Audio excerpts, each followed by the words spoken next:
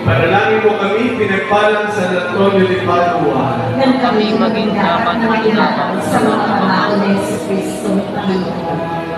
Manalangin tayo.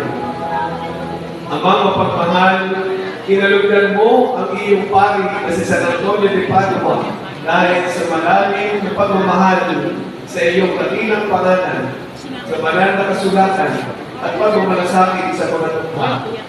Dahil sa nagkaibiyang kapanalan, ang banal na sanggol na si Jesus ay nagpakita ng nakakalo sa kanyang mga bisig habang pinapasa niya ang banal na kasulatan. Naging bandog ang kanyang pangalan dahil sa mga himala na nangyayari, bunga ng kanyang pananalangin na agad mong pinaligigan. Kami po ay nagsusumamo sa inyo, aming Ama, na sa tulog din ni San Antonio de Padua ay pakinggan mo po ang aming mga kahilingan. Nahigit natin ipakapot at ating kahilingan.